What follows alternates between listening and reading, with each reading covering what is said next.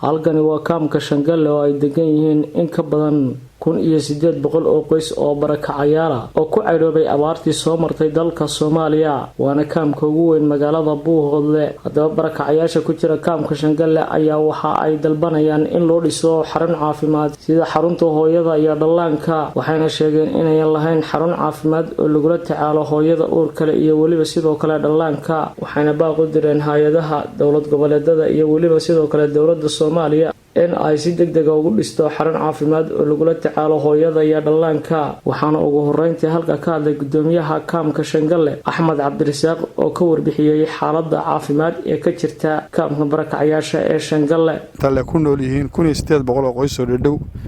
oo san xarun caafimaad lahayn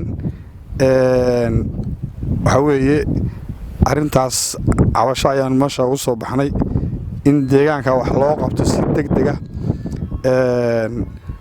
dadka deegaanka degan waxa dhacda waxa weeye marka ay xanuunsadaan in buuqda loola cararo had toddobaadkan aan ku jirnay gudihiisa waxa dhacday in gabadh intay foolatay halkan markii daryeel weeyday buuqda loola cararay oo imka ay taaganahay waxa weeye kalkaal ee lagu hayo gabadhii iyo wiil yar dhashay oo wiilkii waxa weeye uu ku xidhan yahay baalkii nafsiisa jiray uu ku xidhan yahay marka waxa weeye waxaanu haynaa ilaa dhowr iyo 20 kiis oo hadda bisha lixaad ilaa bisha koowaad laga bilaabo oo caafimaad darro waxa weeye loola cararay Buuhoodle markii daryeel caafimaad la waayay marka waxaan codsanaynaa deegaankaas ballaaran ee inta leeg in loo sameeyo xarun caafimaad oo degdeg ah iyo caafimaad ilaahay baa caafimaadka haya dadkan waxa weeye wadada aad u fara badan halkan waxa isugu yimid dadweyne fara badan dadweynaha faraha badan waxay u soo bixeen inay muujiyaan cabashadooda ama ujeedka ay leeyihiin wuxuu ahaa maanta inay ka hadlaan qof waliba meesha u daran Soomaalidu waxay tiraahdaa qofba meesha bugtay isaga bilbisha annaga waxa banaanka noo soo saaray waanu maanta saxaafadda u tubannahay in loo sameeyo goobo caafimaad oo hooyada iyo dhallaanku ay leeyihiin hadday tahay quudin hadday tahay goobo umuleed hadday tahay goobo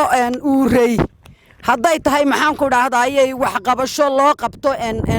hooyada dhashayda ah iyo dhallaanka yar ee soo koraya waxaanu u soo baxnay maanta in maxaan ku dhaahdaayay nalaga caawiyo meel ay dumarka ku dhalaan daryeel caafimaad wax la qof bini'aadam loo qabto waxa u qaarsan waa caafimaad weey ma haysta daryeel caafimaad haddii alla ku reeyay mid degdeg oo gurmada iyo mid rasmi ah midnaba ma haysta uu abjeedo haddii alla ku reeyay isbitaal dhexdhexaad oo haddii alla ku reeyay ma uu haysto dumarkooda waagi bariyo way umulaan ama way tii ilaahay uu ka kiciyaana waa ku sakaraada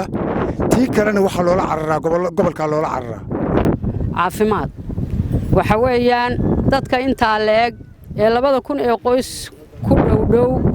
ee 5 sano hadda deganaa meesha wax ma alaha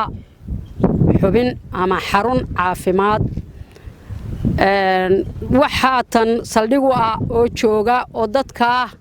daweeya oo rasmi u ahina ma jiraan deg ayaa loogula ordaa Buuhoodle ama ha gaadho ama yey gaadhi nasiibkeeda